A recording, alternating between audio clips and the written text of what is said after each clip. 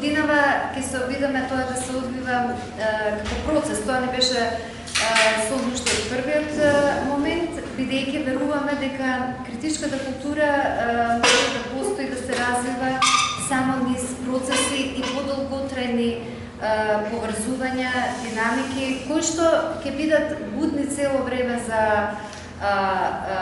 за она што се случува во општеството, но едновремено ќе му опонираат на општеството, доколку предизвикува тоа незадоволство. И токму заради тоа, темата на овој фестивал е човек без својства, политики на маргините, а така каже зборува повеќе. Јас само сакам да се заблагодарам на оние кои што решија и оваа година да го подржат фестивалот, тоа се Министерството за култура, Гете институт, Култура нова и креативна Европа. Сакам да им се заблагодарам и токму тоа е суштината на оваа приказна, на нашите долгогодишни партнери, но и повеќе од партнери. Тие се наши потикнувачи, заедно во синергија ги создаваме сите работи. Тоа е мултимедијалниот институт од Загреб Мама, тука е Петар Милат.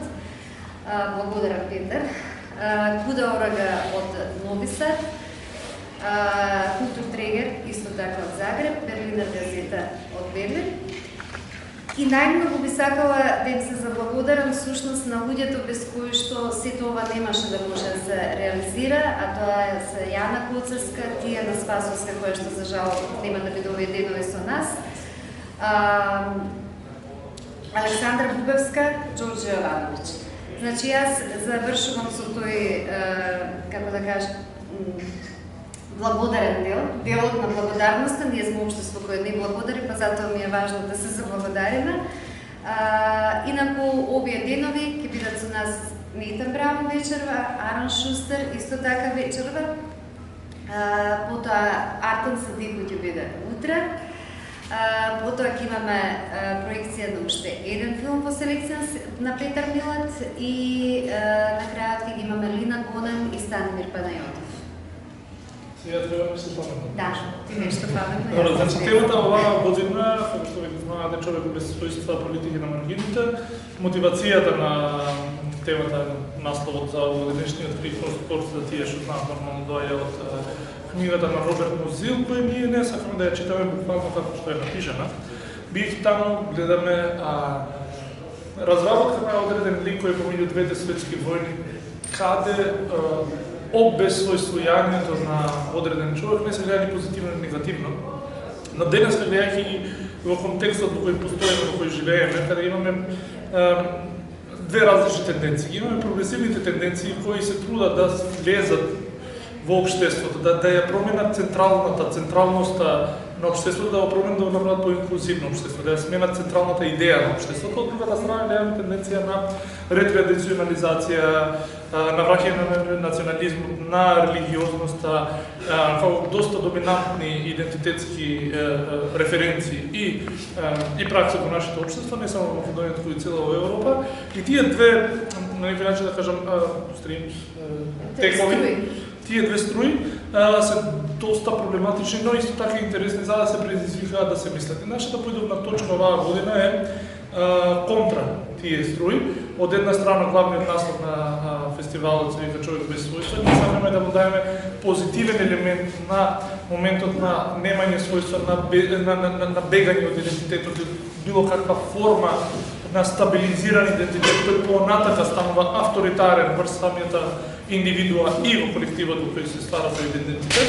Од друга страна, со поднасловот политики на маргините, сакаме исто така да истражиме и да го истражиме потенцијалот на политики кои може да се стараат и кој е нивниот емансипаторски потенцијал, туку исто така и кои се возможните пракси во таа просторија на маргините, која не се основа, туку нема никаква референца со таа централна идеја на општеството и на општественоста, туку на возможни начини на градење на било какви периферни здруженија, заедници, не општества.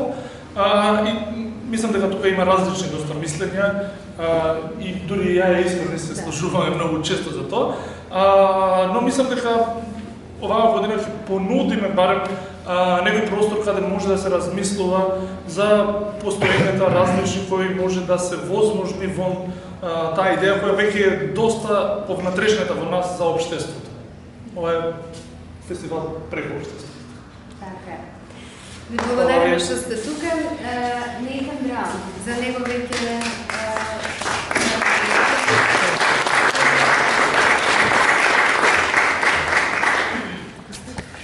Okay, well, first of all, thank you to everyone for coming. Thank you so much to Iskra for the invitation, and thank you to everyone involved in organizing the festival. It's a real pleasure to be here, especially speaking in this incredibly beautiful building. So the paper that I'm going to give is on Boddler's Fleurs du Mal, a volume which I've been translating into English over the past couple of years. So all the translations that you'll see on the screen are my translations of the poems, and I'm just going to be working with the poems in English. And just bear in mind that these are selections from the poems that I'm putting up on the screen. And if you want, I guess, in relation to the topic of the conference, there's a sense in which this is a paper about the impossibility of being without qualities. And it's part of a longer book project that I've just started working on. So the title of the paper is The Void and the Black and the Bear on the Problem of Determination in Fleurs du Mal.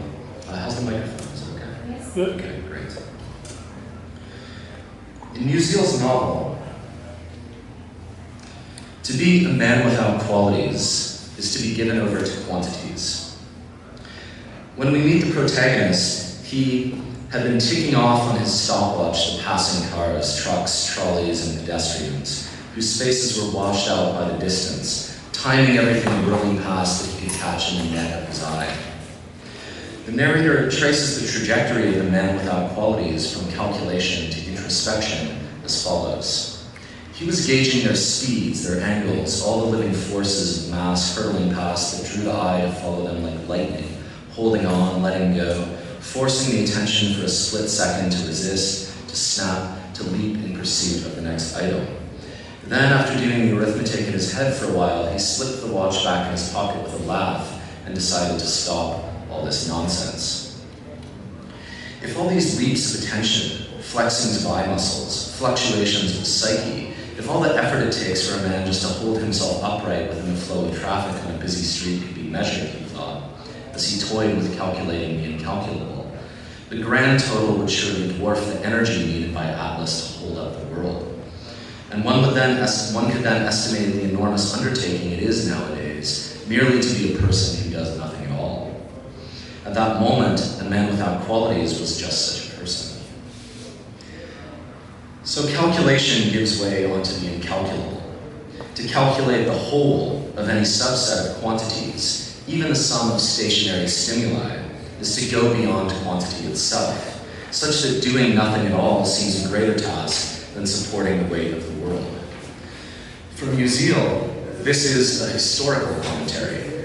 Nowadays, experience is so replete with phenomena that to momentarily endure the flux of a busy street is an undertaking so enormous as to be without measure.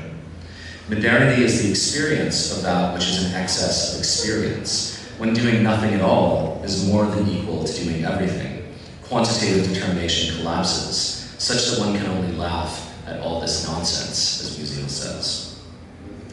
One suspects Museal of frequenting Hegel, for this passage reads like a précis of the first book of the Science of Logic. There, Hegel develops not only his famous argument that to think pure being without any determination is in fact to think nothing at all, and that this movement of negation generates the thinking of becoming.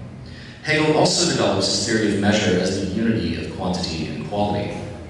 The man without qualities is a measureless man, since the calculation of quantities alone is insufficient to determine a measure. It is this problem of determination that Museal's protagonist encounters as he toys with the incalculable, calculating the incalculable. The calculation of quantities would supplement the absence of qualities, offering something to do while one is doing nothing. But quantities shorn of qualities give way to the measureless. They are infinite without synthesis. They plunge into the void of indetermination. Yet precisely this void seems to produce the feeling of being determined.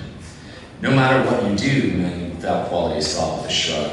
Within this mare's nest of forces at work, it doesn't make the slightest difference. Yet this fatalistic determinism, this sense of making no difference, no matter what you do, is precisely what generates exactly three qualities from the existential void of our protagonist being: resignation, sickness, and anger. So quoting again Musil, he turned away like a man who has learned to resign himself, indeed almost like a sick man, who shrinks from every strong physical contact. Yet, in crossing the adjacent dressing room, he hit a punching bag that was hanging there, a hard, sudden blow that seemed not exactly in keeping with moods of resignation or conditions of weakness. Being determined here produces determination, an element of contradiction, that is, determination to do something. The sickness of resignation lashes out with an active force, which is not exactly in keeping with such a mood or condition. An active nihilism emerges from its passive element. This peculiar quality, which is not exactly in keeping with itself and lodged in the measureless quantities of modernity, is what Boдлер calls spleen. The resignation and sickness from which it arises is what Boдлer calls ennui. Les Fleurs du Mal is the record of their generative force, the flourishing of their contradictions. It emerges from the crux of determination, that is, the crux of being at once determined and being determining, which Baudelair's volume broods upon, figures, and formalizes. Indeed, I want to argue that the problem of determination, this contradiction between being determined and being determining, so the problem of determination is the key to Baudelaire's book, which unlocks the whole complexity of its remarkably various concerns. For how can it be that a book heralded as the birth of truly modern literature just as often reads like one immersed in medieval theology? One would think, given the influence of Benjamin's influential focus in his writings on Baudelaire's recording of shock experience, that these leaps of attention, flexings of the eye muscles, fluctuations of the psyche that we find in Baudelaire's work would be akin to those of Musil's Man Without Qualities, trying to hold himself upright on the street. But while the experience of Parisian streets is at issue in several of the 126 poems in Les Fleurs du Mal, most of the volume addresses a wide variety of subjects not likely to mark Baudelaire as a poet of modern life: previous lives, buried gems, tumultuous seas, hubristic priests, fountains of blood, Renaissance sculpture, ancient myths, biblical tales, owls, serpents, cats, and the sorrows of the moon. Baudelaire pursues a proliferation of qualities, of personae, of types, of modes of feeling, ranging widely beyond the reduction of quality to the statistical reality of abstract quantities with which Musil's protagonist is bound up. Yet what ties this proliferation together, I would argue, is the problem of determination, beginning with that ground of indetermination, the limit of negativity at which resignation gives way to revolt, at which sickness becomes a power of action, and at which what Baudelaire calls a taste for nothingness intersects with the experience of the beautiful. The most direct evocation of the problem of determination in Les Fleurs du Mal can be found in the sonnet Obsession, where the speaker declares his dissatisfaction with the punctual articulation of the night sky by starlight. How you would please me, O night, without those stars, whose light speaks a language we know, for I seek the void and the black and the bare. The speaker seeks an absolute negation that would void any language that we already know. Implicitly, the desire is for a blank ground of pure absence upon which a new language might be constructed without any predetermination. This is the desire explicitly articulated in the final stanza of the volume's final poem, The Voyage. We long, while this fire burns the brain, to plunge to the bottom of the abyss, heaven or hell, who cares, to the bottom of the unknown, to discover the new. The bottom of the abyss, in French, fond de gouffre, is that paradoxical ground of indeterminacy, indifferent to the polarization of heaven or hell, at which the unknown is fathomed. To get to the bottom of the unknown, again, fond de l'inconnu, is to know its ground, and this knowledge of the unknown is a condition for the discovery of the new. This declaration of collective longing, articulated in the name of the we, is prototypical of the modernist avant-garde. To plunge to the bottom of the abyss, or to abolish the ring of the horizon, as Maevich puts it, is to unground tradition and thereby arrive at a void ground of indeterminacy upon which the new can be determined, upon which one can invent those previously unknown forms of the future. Of course, this is not quite what Boдлер does. Actually, he is faithful to traditional forms, to rhyme and to be Alexandrian, even as those are traversed by a poetic sensibility that may well be unprecedented. In Obsession, the speaker's concession to what is already there is marked by the insistence of a rhyme. For I see the void and the black and the bare, the poem declares, but the shadows are themselves canvases, is the next line. In French, it's mais les ténèbres sont elles-mêmes des toiles. And here, toile, by which shadows are figured, rhymes with étoile above. The stars which were wished away in the previous tercet return as the ineliminable texture of determination, mediating between the speaker's vision and the void that he desires. And this mediation is introduced by the word but, mais, in French, which seems to mark a concession to those minimal shadows that differentiate the black and the bare. In another paper, I've examined in detail the ambiguity of the word toile in this line, which could be read as either canvases or webs. But in either case, there is at least some fabric of difference that cannot be wished away, which remains when the already known language of the stars is banished, as if their very absence, the residue of their having been there, would continue to cast a shadow upon the night sky, and thus contaminate the desire of the speaker for the unknown. Those vanished beings with familiar gazes burst once more into the field of vision, just as the desire not to see them is articulated most directly. The problem of determination thus emerges from the articulation of an untenable desire for absolute negation. This is the minimal structure, the basic contradiction of the taste for nothingness. It cannot clear the ground of its own articulation. To write a poem expressing a desire for absolute negation is in fact to negate that desire. The very act of casting black characters upon a white page doubles what is said, for I seek the void, the black and the bare, not only with the fact that it is said at all, but also with the legibility of what is said as a structure of meaning constituted by differences among signs, rather than by the undifferentiated abyss to which the poet's being is avowedly pledged. To determine a desire for indetermination in a poem is in fact to undo that desire. Now this web of shadows cast upon the void is the index of some minimal persistence of light, and this minimal persistence is denoted by a word, lueur in French, or glimmer, that recurs throughout Les Fleurs du Mal. Upon the ground of indetermination, the signs of ineliminable determination are shadows or glimmers, ténèbres and lueur. These are the glimmers tormented by the wind and traversed by unwholesome demons in the poem Evening Twilight. They are the glimmers of a dull and white sun cast upon the horizonless cemetery, vast and immense, in a fantastic engraving. The glimmers of the torn sky, which are, quote, the reflection of the hell where my heart is happy, in the poem Sympathetic Horror. And the glimmers projected by lamps on the tenebrous brows of illustrious poets, in the poem The Game. Most importantly, there is the deployment of the term lueur among the fragile sensory particulars evoked in the poem Hymn to Beauty. And here again, the speaker expresses indifference to the polarized claims of heaven or hell. But whereas in The Voyage, it was the discovery of the new at the bottom of the unknown that displaced the moral relevance of heaven and hell, here it is the delicacy of the aesthetic, the unique lightness of certain minimal phenomena. That you come from heaven or hell, who cares, O beauty, enormous, frightening, ingenuous monster? If your eye, your smile, your foot opens the door of an infinite that I love and have never known. Of Satan or of God, who cares? Angel or siren, who cares? If you render velvet-eyed fairy, rhythm, fragrance, glimmer, O my unique queen, the universe less hideous and the instance less heavy.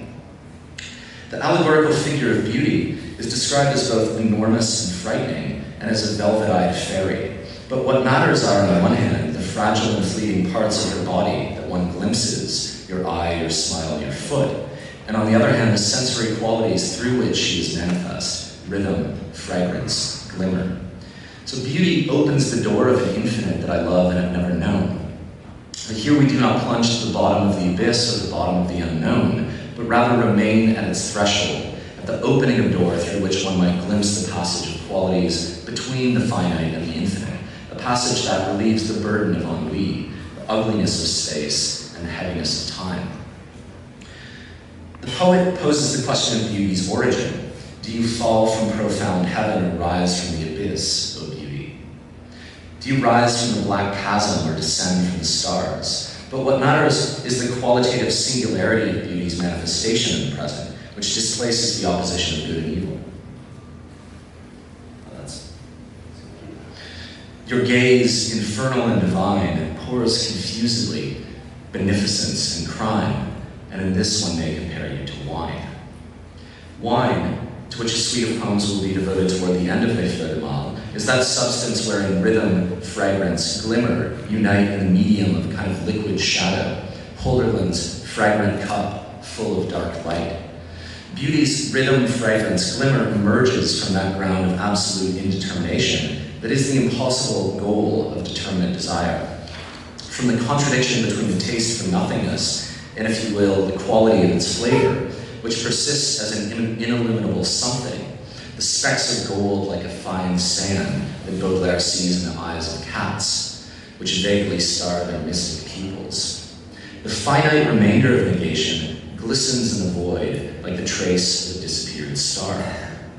Hymn to Beauty formalizes poetically the specifically aesthetic domain of experience that Kant refers to as free play, the negation of normative interest and of intentional desire, and the emergence in their place of a lingering at the threshold between indeterminacy and determination, which is the domain of what Kant theorizes as reflective judgment, the open door between the infinite idea and the finite cognition, which resides within neither of them, and therefore persists as the singularity of pure feeling. Much has been written about the phenomenal texture of Bodler's sensual worlds. I'm interested in their logic, in a specifically Hegelian sense. That is, the logic of mediation with which Bodler's figures are bound up, and the way in which this logic draws together discrepant registers of his poetic concerns. If the limit of desire is the void and the black and the bare, and of shadow, accompanied by rhythm, fragrance, glimmer, appear upon this unrealizable substrate as the minimal difference of sensible qualities, there is also a mingling of these qualities that recurs throughout the volume. The skin of the poet's exoticized mistress is said to gleam like a shimmering fabric, and the sonorous jewels which are worn by this tenebrous beauty, while otherwise naked, create what Boдлер calls a luminous world of metal and stone that ravishes me in ecstasy. And I am furiously in love with things wherein sound and light are mingled.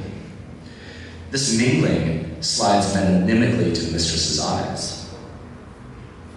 Your eyes, where nothing is revealed, neither sweet nor bitter, are two cold jewels wherein mingle iron with gold.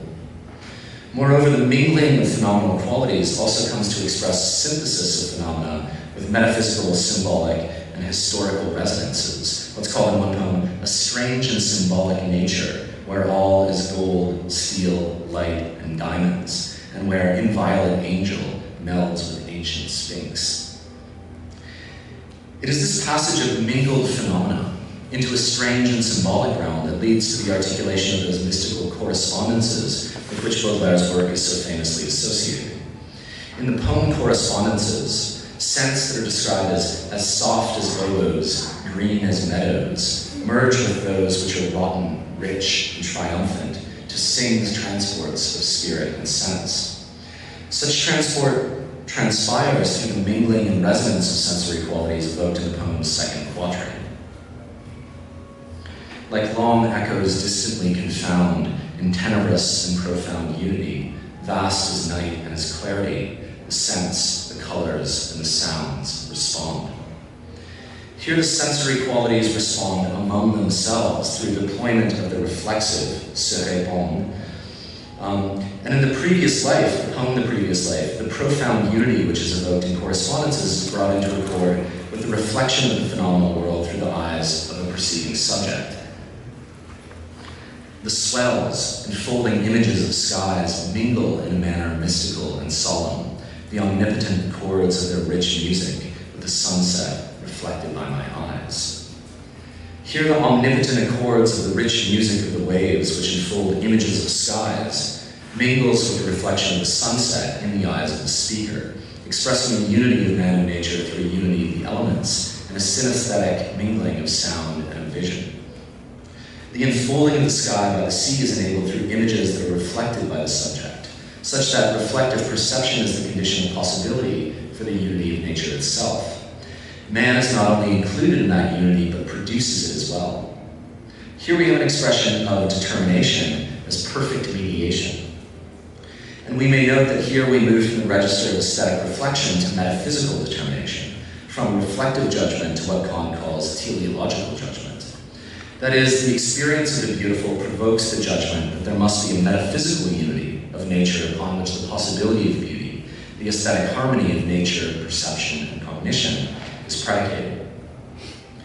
However, the evocation of correspondences that we find in certain poems in Les Fleurs du Mal should in no way be taken to constitute a kind of doctrine held by Boдлер and expressed by his book. And this is an error into which many critics have fallen.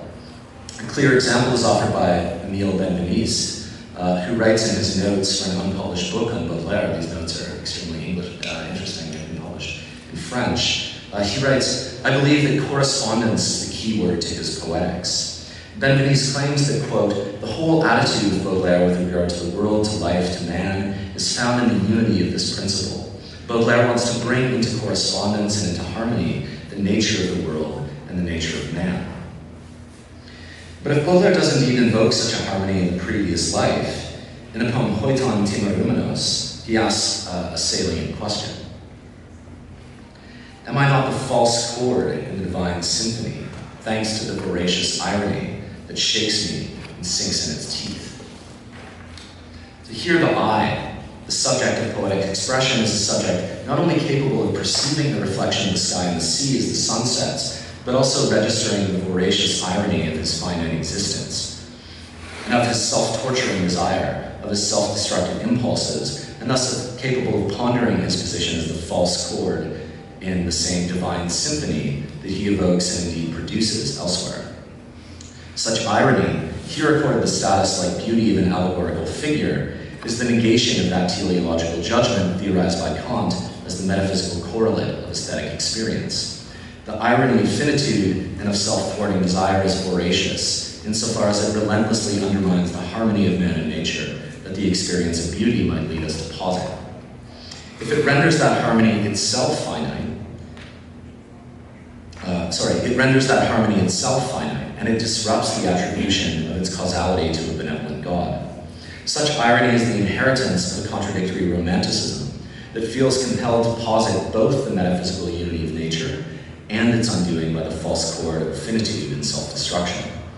But in order to avoid recapitulating a simple dualism of spleen and the ideal, which is as much a cliche of Baudelaire criticism as the attribution to his poetics of the doctrine of correspondences, I think that what we need is a theory of the relation between beauty and irony that does not just settle for noting that Baudelaire sometimes writes happy poems and sometimes sad ones. Is here optimistic and there pessimistic, or is at times exultant and at others despairing?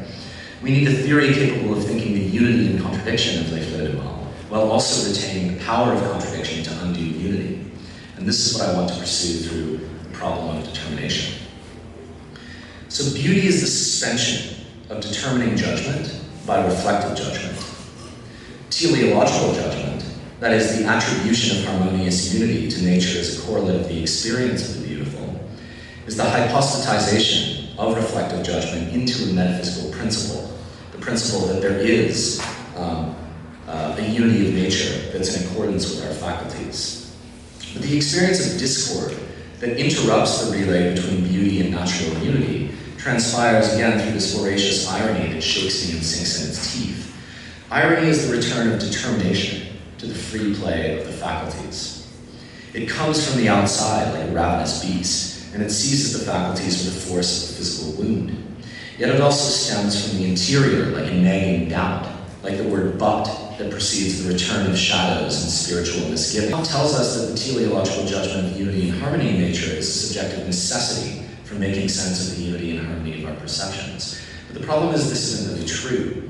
In fact, there is no sufficient philosophical ground for Kant's positing this necessity. The doctrine of teleological judgment is a kind of a form of subjective dogmatism. We do not have to think what Kant says we have to think, that natural harmony is the cause of the harmony of the apparent harmony of the apparent harmony of our perceptions.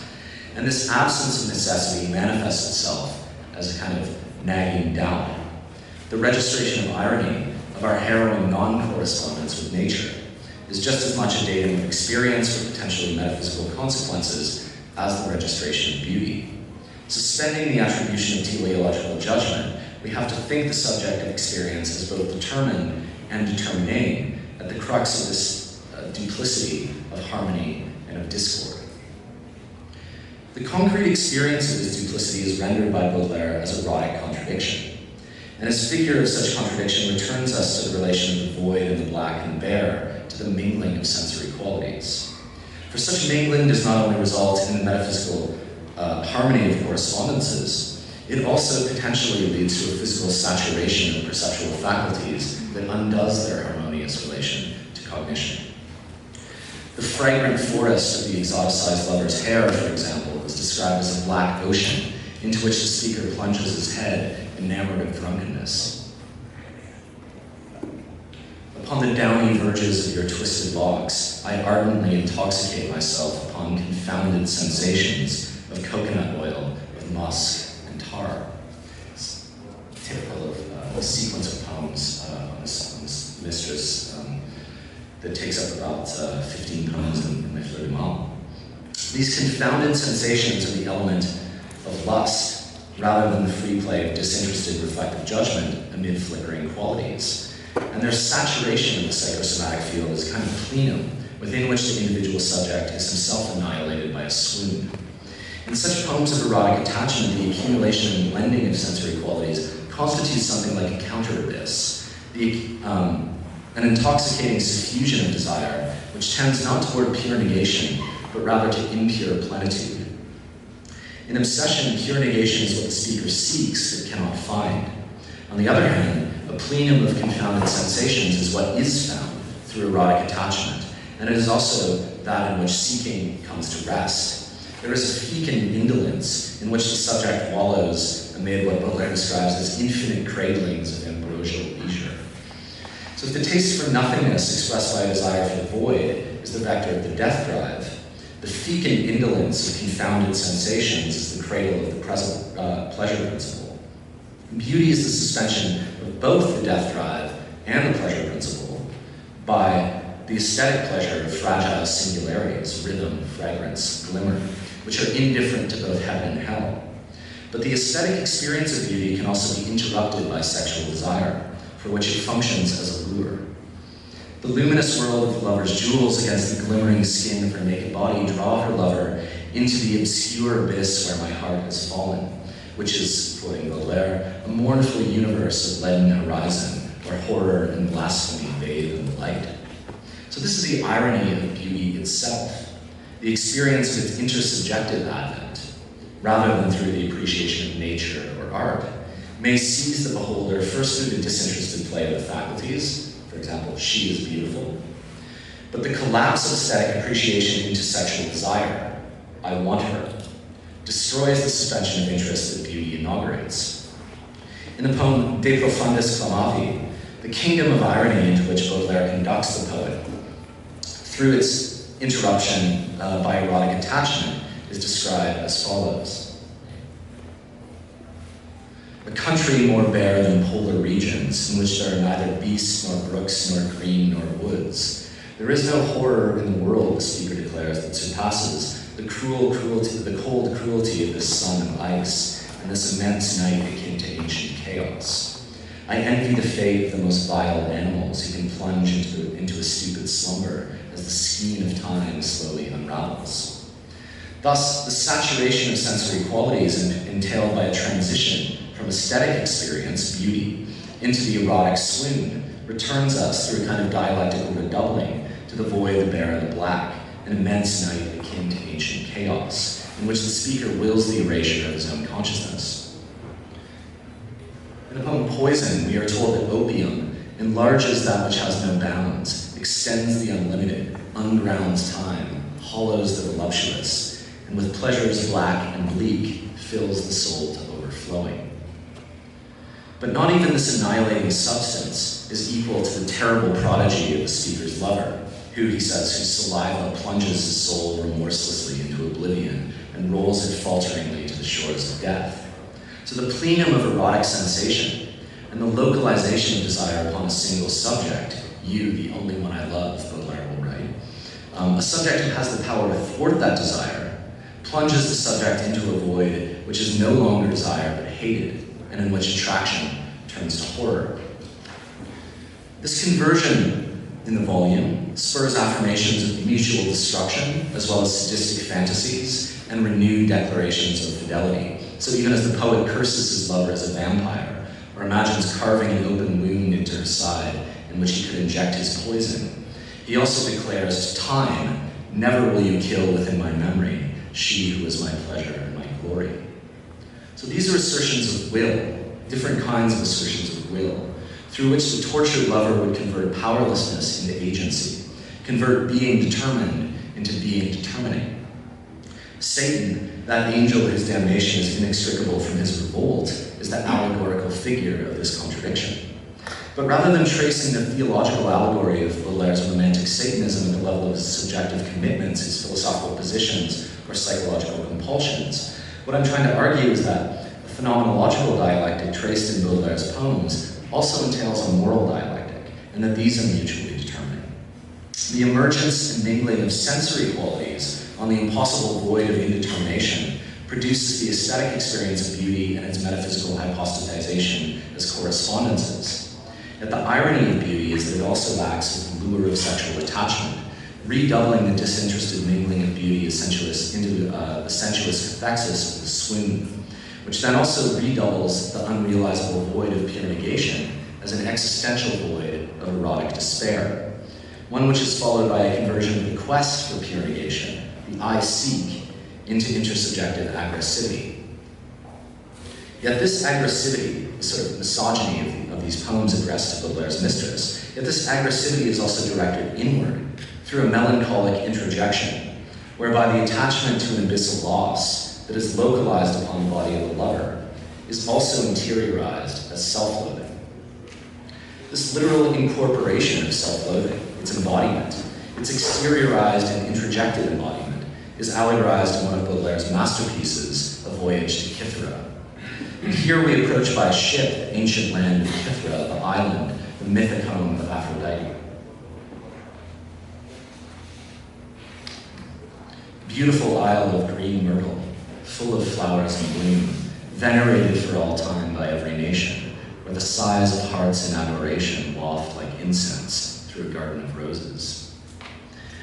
But what we actually find is a pitiful place, a sad and black island, the most meager of lands. Kithra is nothing but a stony desert strafed by stringent cries, except for one singular thing, the poet writes, which is the gibbet, with 3 branches, carved from the sky in black, like a cypress. The gibbet being the instrument to hang bodies on. Upon which hangs the corpse of a hanged man, ravaged by birds. And Boдлер describes this scene in loving detail. Ferocious birds perched upon their prey, destroying with rage a ripe hanged man, each driving like a spade its filthy beak into every bleeding recess of rot. The eyes were 2 holes, and the stomach eroded, the heavy intestines poured down the thighs, and his torturers, gorged upon gruesome delights, had pecked him thoroughly castrated.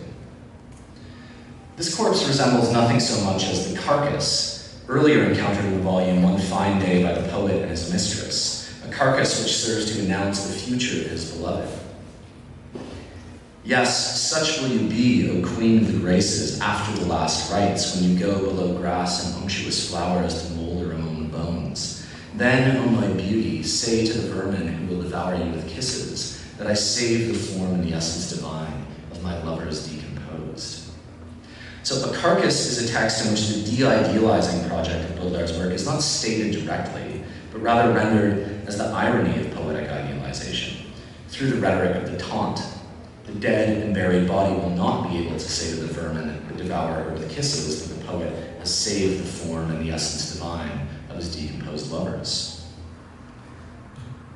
In A Voyage to Kithra, on the other hand, the ironic de-idealizing aggressivity of a carcass is internalized through identification with the corpse, and the rhetoric of the taunt, exteriorizing and displacing the anxiety of corporeal disintegration, is itself displaced by a sincere reckoning with the actuality of embodiment that is at once materialist and symbolic. So reading now the end of this extraordinary poem.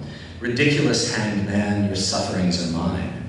I feel at the sight of your swaying limbs like vomit that rises toward my teeth, the long river of bile flow from ancient pains. There before you, poor devil in memory held dear, I felt every beak and every jaw of the thrusting crows and the black panthers who once so loved to grind my flesh. The sky was lovely, the sea was smooth, for me all was black and bloody hereafter. Alas, for I had, as in a thick shroud, buried my heart in this allegory. On your island, O Venus, I found nothing left but a symbolic gibbet where my image was hung. Ah, Lord, give me the strength and the courage to look without loathing upon my body and my heart. This is the image of Baudelaire's shadow.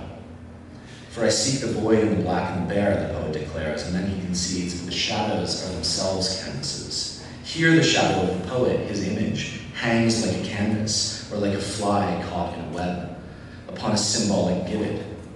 As an obsession, there is nothing left but this hanging shadow, the remnant of an impossible annihilation. The hanging body, like the beautiful island of Kithra, is destroyed, but the remnant of this destruction is still there, cut out from the indifference of the landscape, at first as a phenomenal outline, carved from the sky in black like a cypress, and then described in gruesome detail, like a love affair that has not gone so well, yet to which one clings in memory as if to a decomposing body. The poet has buried his heart in this allegory, and I'm arguing that we should understand this as an allegory of determination. The body cannot be more determined than this, destroyed by ferocious birds, probed in every recess of rot, thoroughly castrated, with stomach eroded, and with 2 holes where its eyes once were.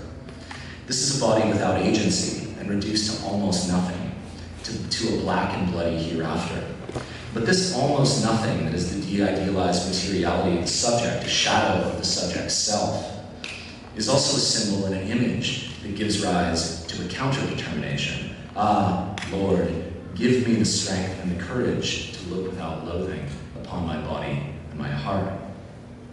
The image of an absolutely determined body, its tortured materiality, gives rise to the determination to bear the de-idealization of the subject, the false chord in the divine symphony. To look without loathing upon my body and my heart is at once a minimal and a colossal ambition. For who among us has been able to achieve it? It thus takes the form of prayer, a call for divine provision of a strength and a courage that one does not possess on one's own. This ambition is not heroic, but pious, yet it is a piety without resignation. In these lines, the dialectic of determination takes on its most concentrated form. The desire for the void, for self-annihilation, or the annihilation of the other, has been overcome by a desire to look without loathing upon that which is not beautiful, since it anchors the subject upon the ground of his own interest, not only in surviving, but also in being able to bear the condition of material existence, one's own body. An impossible desire for the abyss arrives at the remainder of one's own material being. What that remainder has to offer is an equally impossible project of self-adequation, of being able to look upon oneself without loathing. There is a historical dimension of this allegory and of its dialectical determination. This is a body hanging from a gibbet. This body hanging from the gibbet is not the body of Christ upon the cross, nor is it a Christian body. It is a body that suffers in expiation, Boдлер writes, in expiation of your pagan infamies, and of sins that forbade you the tomb. So in the 19th century, the island of Kithra was a British colony, where revolt among the inhabitants could be subject to the kind of punishment described in the poem. The hanged body is the remnant of the pagan world, subjected to the cruelty of a waning Christianity during the century of the death of God. Indeed, the image of a gibbet spotted from a ship off the coast of Kithra is drawn directly from Gerard de Nerval's travel writings. The mythically beautiful island, now the most meager of lands, bears the ruined legacy of a fallen ancient world within colonial modernity. It is at once exotic and European, pagan and Christianized, ancient and modern. This is the historical stage upon which the drama of the poet's resolution to look without loathing is constrained to play out. Even if the colonial situation described as not Bodler's own is not directly suffered, its historical reality remains an inescapable determination of the speaker's perspective upon his own body. Such are the torn entanglements of world history. Now, this resolution to look without loathing upon my body and my heart also has a social dimension. And for Baudelaire, the site of this dimension is the modern city. So let us look with different eyes than those of Musil's man without qualities upon this city. For Baudelaire's shadow, the persona of the poems, has learned that to be without qualities is impossible, such that one must come to bear the impossibility of their elimination. As Musil himself puts it with wry wisdom, even a man without qualities has a father with qualities. One has to put up with the fact of one's own body, which someone else has engendered. And this means also that one has to come to bear the social world of other bodies, other hearts, the torn fabric of collective life that persists in its modern dereliction and decrepitude. This is the obligation and indeed the joy taken up and narrated so beautifully with such delicate compassion and insight in another of Baudelaire's greatest poems, The Little Old Ladies. So this is the last poem that I'll look at, and it begins like so. In the sinuous folds of old capitals where all, even horror, turns to enchantment, I spy, obeying my fatal humors, certain singular beings decrepit and charming. These disjointed monsters who once were women, Eponine or Laius, broken monsters, hunchbacked or twisted, let us love them, they are still ensouled. Under tattered skirts and flimsy fabrics they creep, whipped by iniquitous winds, trembling amid the omnibus clatter, and clutching to their hip as if some relic, a purse embroidered with flowers or rebus. They trot as if they were marionettes, limp along as wounded animals do, or dance without meaning to dance, poor bells, from which dangles some pitiless demon. Cracked though they are, their eyes pierced like a drill, gleaming like those holes where water sleeps at night, divine eyes like those of the little girl who startles and laughs at all that shines. How many of Baudelaire's obsessions, his flowers, are embroidered within this remarkable description? But here I want to note and focus on the eyes of these little old ladies, like those holes where water sleeps at night, which gleam with that same flicker of phenomenal appearance that mingles across Baudelaire's poems. They are divine eyes like those of the little girl who startles and laughs at all that shines. The innocence of phenomenal appearance is retained and restored through the eyes of old women who have seen everything. This is an innocence fired in the forge of experience, for while these eyes are like those of a little girl, they are also described as wells made of a million tears, crucibles spangled by cooling metal. The experience of these singular beings, the maturity of their innocence, demands our respect. Broken monsters, hunchbacked or twisted, let us love them. They are still ensouled. These bodies are at once decrepit and charming.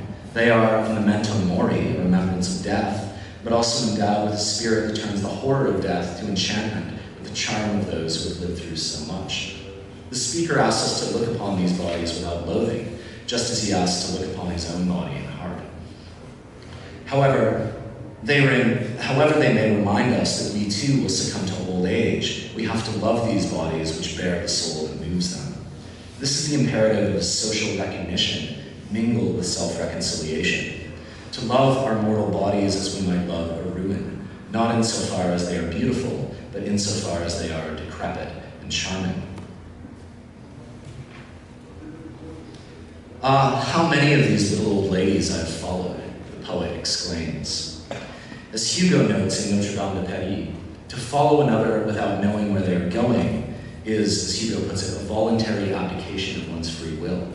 It involves, quote, a mixture of whimsical independence and blind obedience, a sort of compromise between servitude and freedom.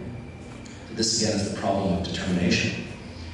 One does not know where the other leads, and one willingly gives oneself up to being led one knows not where. The act of following another through the sinuous folds of old capitals thus encapsulates a dialectic of determination, where one determines to be determined, rather than craving the void of indetermination or wallowing in the swoon of erotic possession. Like the hanged man of the voyage to Kithra, the little old ladies the poet follows are figured as remnants of a fallen ancient world through a series of historical and mythic identifications. Vestal beloved of some defunct Frascati, priestess of Thalia, alas, the buried prompter knows the name. Evaporated fame, once shaded by Tivoli in full flower. All intoxicate, yet among these frail beings are those who, turning sorrow to honey, have said to devotion who lends them his wings, powerful hippogriff, carry me to heaven. One by her country schooled in hardship, another whom her husband has surcharged with sorrow, another by child made transpierced Madonna, all could have poured out a river of tears. The ancient names of these modern women are known only to the buried prompter, someone who calls out forgotten lines to the actors in the play. The evaporated fame of the priestess of Thalia is replaced by the anonymous bodies of these frail beings who turn sorrow to honey, and it is devotion rather than wealth or fame, which is the winged hippogriff whom they ask to carry them to heaven. They are schooled in hardship by country, by marriage, by motherhood, such that all could have poured out a river of tears, yet their paths across the chaos of teeming cities are stoic and patient. These mythical women whose names were once noted by all are now known to none. As he does so often in the poems of Parisien Tableau Parisien actually, Boдлer addresses his subjects through a profound mode of social realism that is at once symbolic and de-idealizing. You who were grace, or you who were glory, now known to none, an uncivil drunk insults you in passing with mock propositions. The despicable child gambles at your heels. Ashamed to exist, shriveled shadows, timorous backs bent, you cling to the walls, and no one salutes you with strange destinies, debris of humanity, ripe for eternity. There can be no mature form of social recognition, of intersubjective love, that is not willing to acknowledge disgust at despicable children and cruel drunks, while simultaneously expressing love for the debris of humanity. Amid a social world in which innocence somehow survives the depredations of casual cruelty, the poet performs a tender surveillance motivated not by altruism, but rather by the clandestine pleasures of observation, intuition, and identification.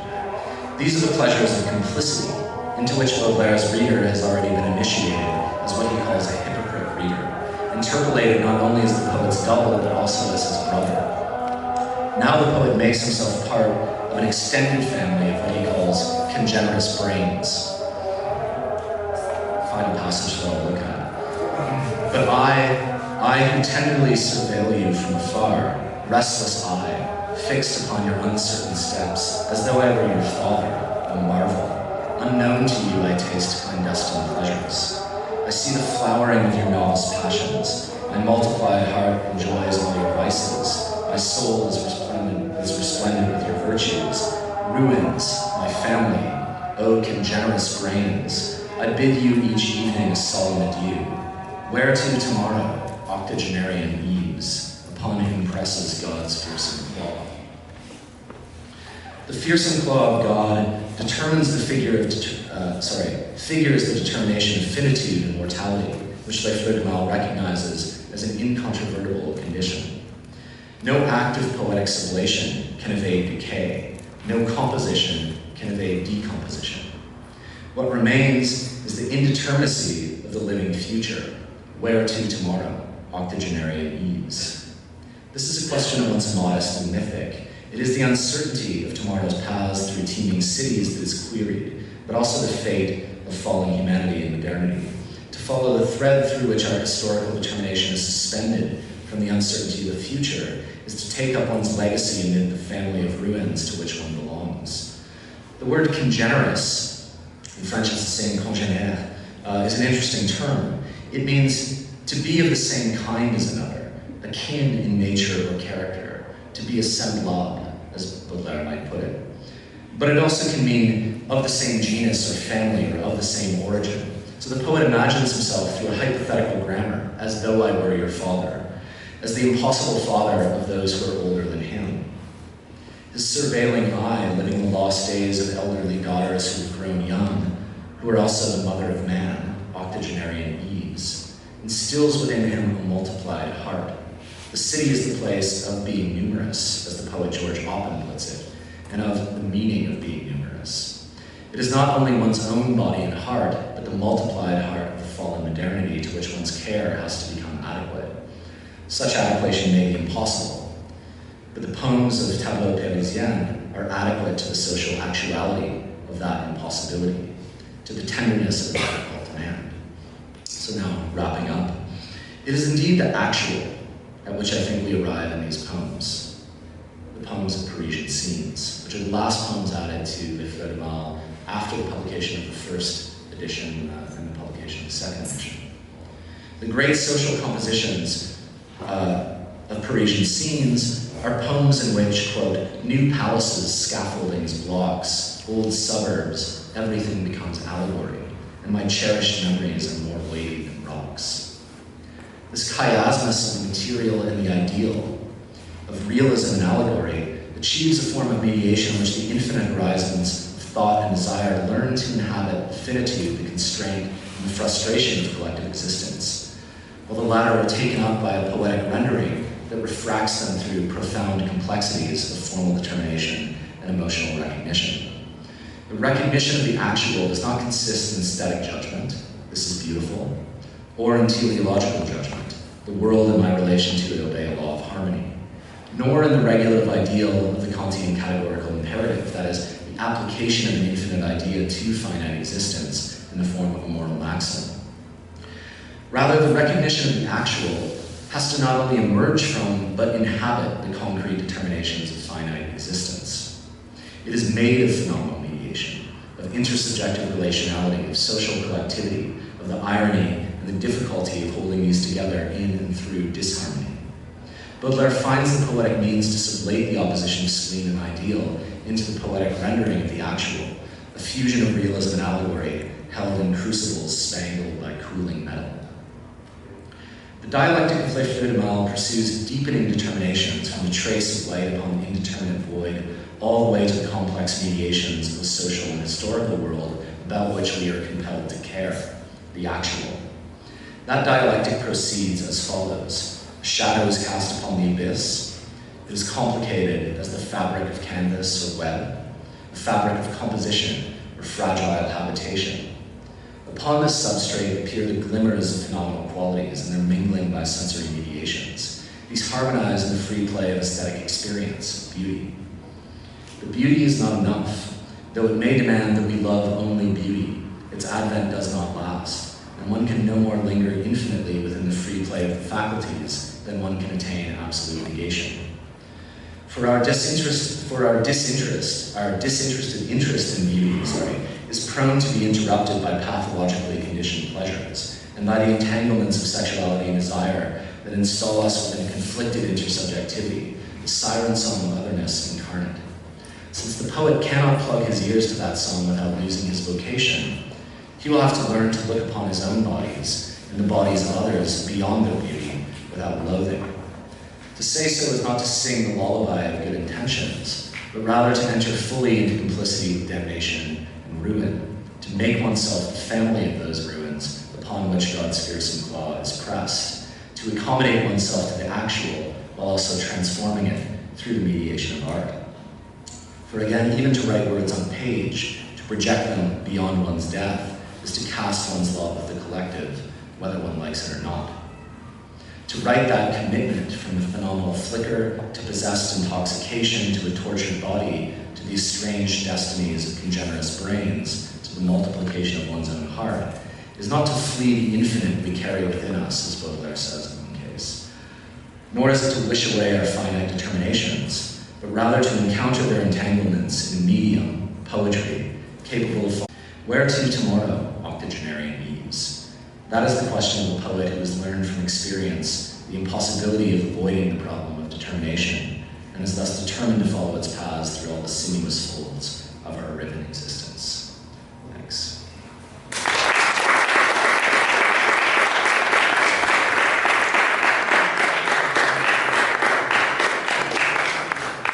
So now you're welcome to have questions to Neјtan or according to your views. Yeah?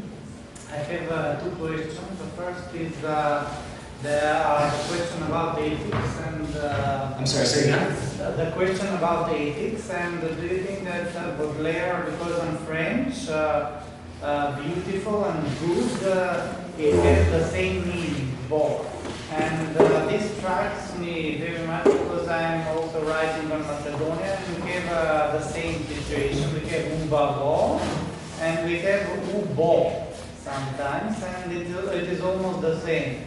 So do you think that this also expresses his, because in this is the philosophy of the Moyen age philosophy, especially in France, and do you think that he was influenced by this, and that here we can see the mostly the influence of the Christianity? And the second question is about the carcass, and he thinks actually that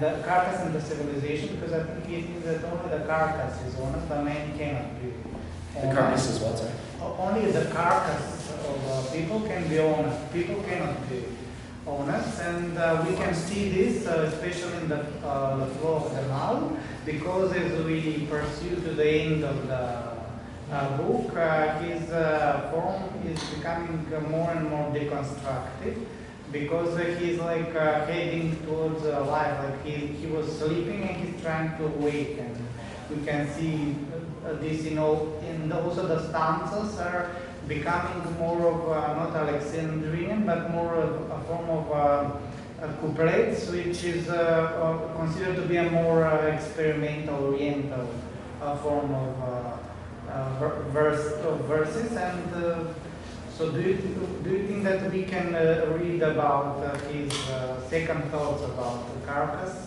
through this deconstruction? Okay, so I'll begin with the first question. So the question is about the relation between the beautiful and the good.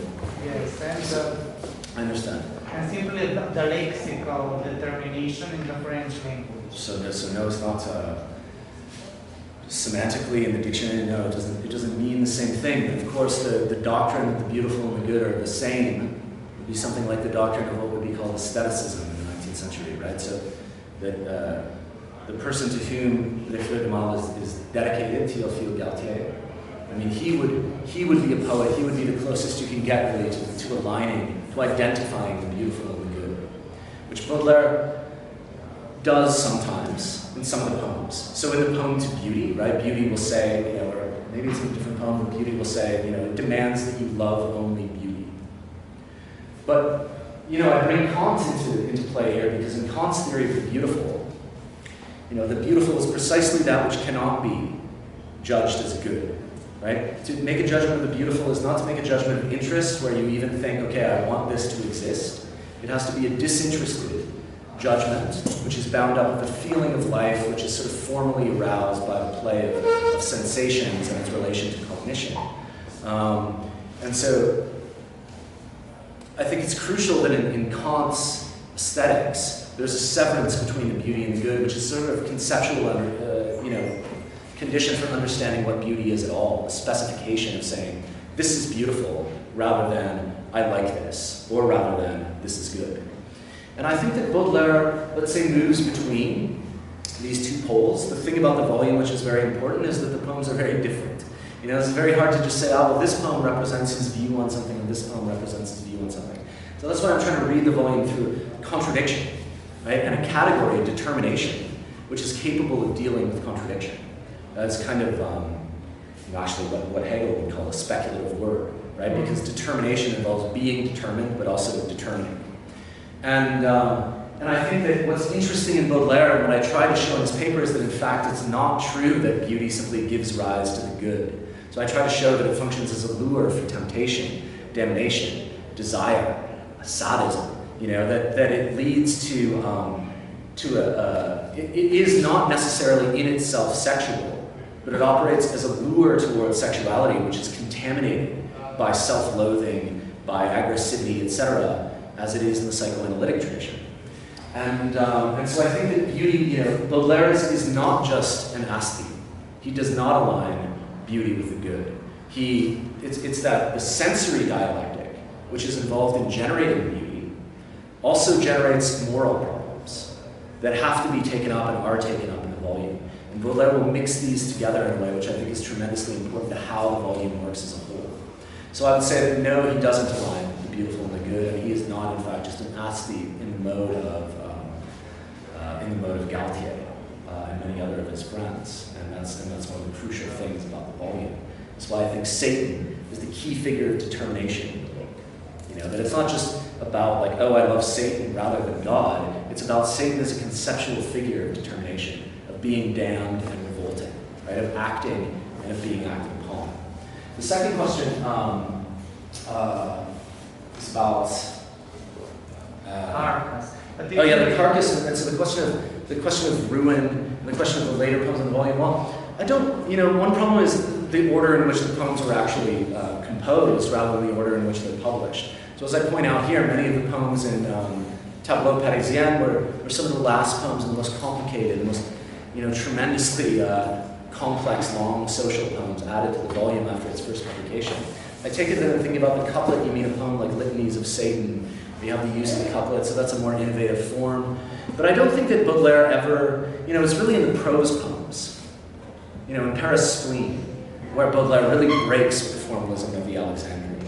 But I think that otherwise he's constantly moving back, inventing some things or using newer things, but for me it's not possible to track a sort of formal trajectory with Boдлer. And so what's important to me, again, is this tension between the novelty of his sensibility and the formality and traditional, nature of his verses. A very typical thing to say about Boдлer. But again, it's that sort of contradiction which is so crucial to the strange feeling of the volume. So for me, it's not that the later poems sort of challenge an earlier formality, but your point about that only a carcass can be honest. Well, that's a wonderful formulation that I like very much. But I do think that Boдлer is not so invested.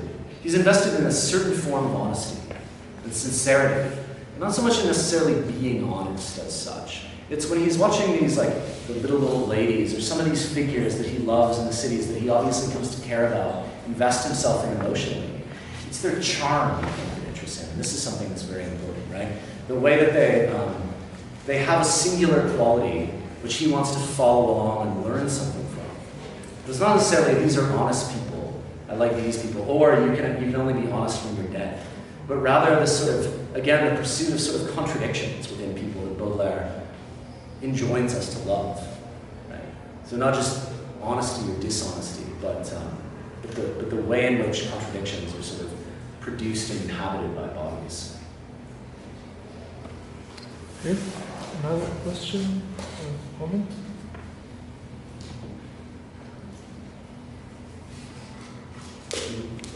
Peter? I come to the question of, I think, to be as pretentious, for now, for the event, I think that today you did something for event here, for the conference, and I guess it was neither intended by Iskra nor by you to open up a conference on politics by giving a talk on poetry, which is always today's eccentric, let's say. But I would just say that at least for all of you here who love someone like Alain Badiou, this what you today did was in a way comparable to your quest. Neјтан's quest to outline a specific logic of poetry, or logic that is not formal, not symbolic, but kind of the lyrical logic or aesthetic logic. It's almost comparable again to something like Badiou has done, most especially. He's in a way, you haven't gone into references, but let's say this would almost amount to something like this composition of politics, poetry, and mathematics that Preku project is consistent. Let's say maybe it's just maybe to think of of this eccentricity we have heard today, and also of course with the prayer, asking prayer that was just intervening in this. I will come so quickly to my question is this extraordinary family of peoples and ruins and brains. My question to you would be, because you told us that you are after a logic of Boдлer and a logic of Fleurs du Mal. I would rather, for me, it was interesting also now in your reply to the gentleman that you had first time in a way came up the notion of the figures of different figures. So the old ladies, the carcasses, I feel rather less of a logic, but more of the anthropology. It is almost like that. It seems like in also all the poems you have shown us on the screen. It is rather a quest for figures or figures of man, of a human, and it seems like that this is this impossible task of. From one way, it is we are always within the imperative to define what the human is, and then on the other side, we always fail to define what the human is. So be it with qualities, without qualities, with quantities, without quantities. My question to you would be still, like you are, in a way I felt like you would be still beyond or still from this side of a decision. My question would be, so does this family, this eccentric family of ruins, peoples and brains and all the other stuff, of sensations, do we still need, or why do you think that we would still need a figurative thinking that would be always quoting the imperative to define what the human is? So again, can we construe, I mean, to make really a kind of very general question, do we need for constructing a community or social bond, do we still need a figure of the human in whatever way this has been produced? And I would say the figure of the old ways is so marvelous. So do we need this figure? Yeah, that's a great question. Yeah. So I think the answer is yes, but I think that in the following way, I mean, politically, in terms of this being a conference on politics, this is let's say this is kind of minimal politics, not a heroic articulation of a political program, but rather sort of minimal articulation of social bond and of a certain form of social generosity, let's say, that Boдлer is interested in some of these poems, and of course not all of these, But I say, so in getting to that, in getting to what I call the actual, right, through logic, I mean, what I'm trying to do is, if we focus on this poem, or if we focus on Voyage to Kithra, then these are poems which are focused on figures of the human body or of human being, okay, or of human collectivity or sociality. But not all Boдлer poems are like that. Some of them are metaphysical poems. When Boдлer says, "For I seek the void and the black and the bare," that means I don't want an image of the human. I don't even want an image, I don't even want constellations. I don't want anything that I know or can even recognize remotely. I want to invent on a blank canvas. And the canvas itself, right, is what is there, the cloth. And this sort of remainder then sparks a dialectic in which I try to follow through all the different kinds of poems in the volume. So there might be poems which are purely about sensory qualities, and other poems which are about like this, like teeming cities. But the question is, what's the relation between all these different types of poems?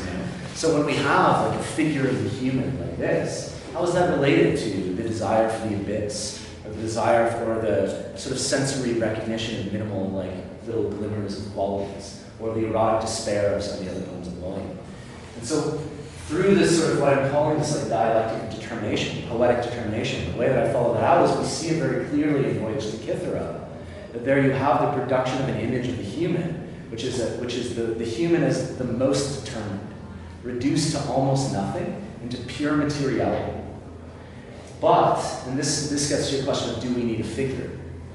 What we get at the end of that poem, after this gruesome description of just like this body destroyed by crows, castrated, then at the end of the poem we get the production of, it's called an allegory, buried my heart in this allegory, and it's, you know, this gibbet where an image was hung.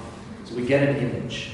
So the body becomes an image. And why? Because as long as there's sort of cognition, as long as there's thinking and feeling, we do produce symbols, images, whether they be pagan or Christian, which is what's at stake in this poem. So the symbol also is impossible to get rid of. You know, you can't produce through realism, let's say, the elimination of allegory, or the elimination of figuration. And that's what I think is so incredible about Baudelaire's social poetics, that he knows this, and he even says it explicitly in a poem like The Scene, in The Swan, right? That like, this mingling of realism and allegory becomes the highest sort of like dialectical power of his poetics. And that's where in these poems you get these extraordinary figures of human being. But which are never just like, it's not, notice that it's not like, oh, we must love them, they are human beings. Right? It's like, they're still souls, they're still in soul, of soul. It's more like it in French.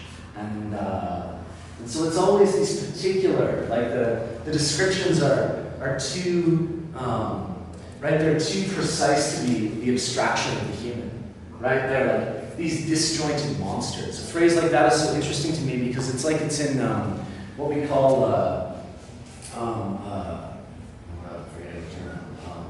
the sort of free and direct discourse, right? It's like how other people would see these bodies, or how one might see them. Not necessarily the way I see them, but this is like what is said of these kinds of beings, right? But now I transmit this in my social poetics as though my language is inhabited by how other people perceive, by how other people see. And then I try to render this like singular through these descriptions. So an abstraction like the human is not good enough. It's not good enough to urge people to love other people just because they're still in soul or because they're human beings.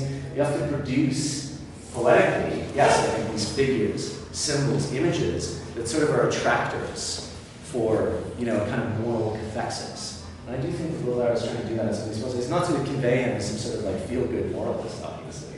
But in some of these poems, he really is, you know, grappling with the difficulty of social and self-recognition. Yeah. And he does that through symbols, yes. I think so. Yeah. Thank you. Since NOE seems to play such an important role in whatever Bodelere writes, and for your in-depth reading of his writings, is it possible to read it only as generic boredom? Yeah. Some English translations do that. Yeah. Or we should read it also through the lenses of the classical and the technical use of the term, which means listlessness or akidia within the 18 thoughts, and the transition between the sensible and the intelligible. Yes. So how theological or how generic is that term in his use? Yes, I mean, it's extremely theological and extremely also conceptual. You know, so these traditions that you mentioned are precisely those which Bodelere is drawing on. He knows them in detail. He's obsessed with them, you know. And so when I translate the volume, I try to always translate ennui as ennui, you know, because okay, it's a French word, but we use it in English. But I don't translate it as boredom. There's something a little different, although Heidegger also, you know, gives boredom a real, like, you know, endows it with a real conceptual sense, which is extremely interesting. But I do think it's more like akidia, as you say. So it's sort of like, and it's obviously closely related to melancholia, which my friend Alexei Kukulievich has written a great paper on in Bodelere, which is in a volume published by Petar, a volume called The Art of the Concept. And he's written a piece on melancholia in Bodelere. But I think that this sort of quality, the feeling, the experience of ennui is this interesting thing because for Bodelere it precisely is, again, this is constantly, I think, a problem in the book. So you get this kind of like hollowing out or voiding of experience, and then you get the remainder of that hollowing out, the leftover of it. And that is something like ennui, which is also obviously like a positive experience of something, not just a lack of something, which then generates reflection. So it's always this kind of, this like movement toward nothing, right? Which then rebounds on itself, right? Dialectically, I think. and then produces a sort of entanglement of like qualities and sensations and feelings. And poetry is the sort of medium, you know, for working this out. And even more importantly, the book is the medium for working out that dialectic, because you need a range, you know, you need a range of poetic avowals to constitute a contradictory avowal, you know, and something like the Fleurs du Mal tries to sustain, you know, the contradictions among those different personae and poems. So ennui is one of these states that is entered into. In a poem like this, you see, like, you actually experience and feel yourself in reading this incredible, you know, cracked though they are, their eyes pierced like a drill, gleaming like those holes where water sleeps at night, and then divine eyes like those of the little girl who startles and laughs at all that shines. So then lines like that, you become like the little girl, because how singular, what an extraordinary transition between these figures of the holes where water sleeps at night and the little girls who see something gleam and like burst out into laughter. So this is what overcomes ennui, this kind of perceptual and figurative power in the volume. And he conveys it, you know, he endows the reader with that power and it takes you by surprise. So I think emotionally in the book, like, these sort of figural movements are so crucial to traversing ennui, you know, and you have these passages where you're just happy, you know, reading the poems. But what is then unprotected? Is the beauty or the good? Well, maybe we'll talk about it outside, maybe, unprotected. I mean, I think that, yeah. We can have a 5 minutes break and then come back for Aaron's part. And thank you very much again.